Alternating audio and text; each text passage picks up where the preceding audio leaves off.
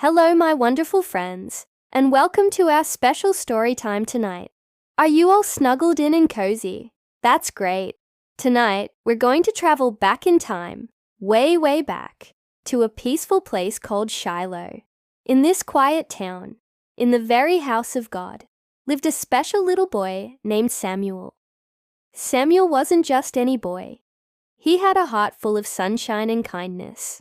He was gentle, always ready to lend a hand, and his smile could brighten the whole room. He helped the old priest, Eli, with his daily tasks, from lighting the lamps to keeping the holy place tidy. Samuel loved living in God's house. It was his home, and he felt safe and loved there. Every single night, when the sun would dip below the horizon and paint the sky with colors of orange and purple, when the first stars began to twinkle like tiny diamonds, and the whole world grew hushed and quiet, Samuel would get ready for bed. He'd lie down on his soft little bed, pull up his warm blanket, and just before he closed his eyes, he'd whisper a tiny special prayer. It was his own little secret talk with God. He'd say, "Good night, Lord. I'm listening." He said it because he knew, deep in his heart, that God was always near. Well, one particular night, something truly amazing and magical happened. The big lamp in the temple was still glowing with a soft, warm light, casting gentle shadows on the walls. The air was still and warm from the day. Samuel was just on the very edge of sleep, that lovely, floaty feeling right before you drift off into dreamland, when he heard a voice. It wasn't a loud voice. It was soft. It was a gentle voice. It was a voice that sounded like love itself, like a warm and cozy hug. The voice said, "Samuel." Samuel's eyes popped open. He sat straight up in his bed. "Yes, I'm here," he called out, thinking it must be old Eli needing something. He quickly hopped out of bed, his bare feet pattering softly on the cool stone floor, and ran to Eli's room. "Here I am," he said, standing by Eli's bedside. "You called me." But Eli, who was old and very sleepy, just blinked his tired eyes.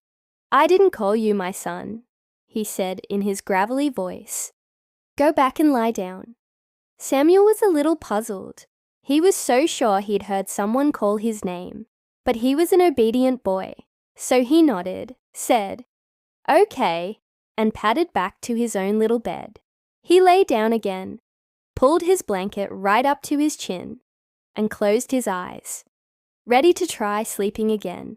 He snuggled in, thinking about the stars outside and the quietness of the big house. And then he heard it again, just as clear as before. "Samuel." Again, he sat up, his heart beating a little faster this time. Was he dreaming?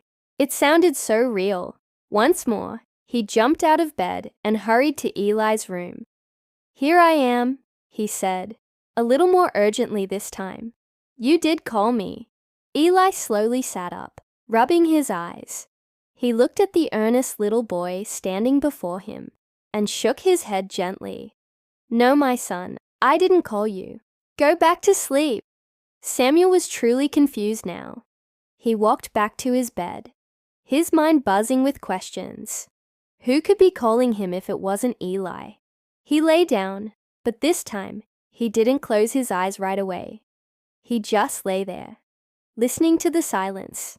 And for a third time, the voice came. It was patient and kind, and it wrapped around him like the softest blanket. "Samuel." This time, as Samuel sat up, he felt something warm spread through his heart, a feeling of pure peace. He knew with a certainty that filled his whole being that this voice wasn't scary. It wasn't loud or demanding. It wasn't angry. It was peaceful, like a gentle whisper from a friend, like a comforting hug in the middle of the night. He went to Eli one last time. This time, the old priest understood. Eli's eyes grew wide with wisdom. He knew who was calling the little boy. He looked at Samuel with a kind smile and said, "Go and lie down, my son, and if the voice calls you again, you must say this: Speak, Lord, for your servant is listening." Samuel's heart leaped with wonder. God. Was God really calling him? He hurried back to his bed, his mind and heart filled with awe. He lay down, but he wasn't sleepy anymore. He was waiting. He was listening with every part of him. And sure enough, the voice came again, as gentle and loving as ever. "Samuel, Samuel." Taking a deep breath, just as Eli had told him, Samuel whispered into the quiet darkness, "Speak, Lord, I'm listening."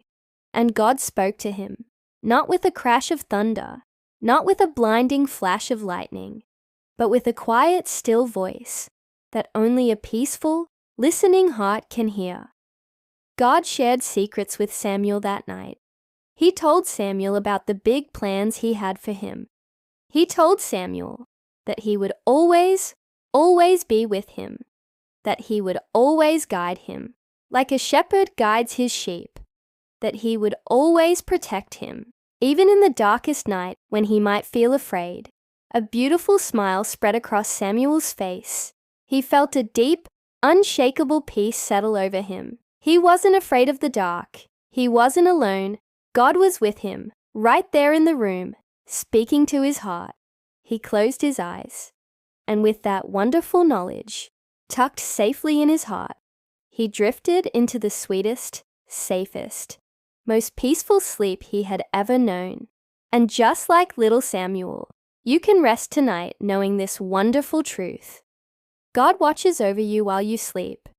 God speaks to your heart, not always in a voice you can hear with your ears, but in feelings of love, peace, and safety.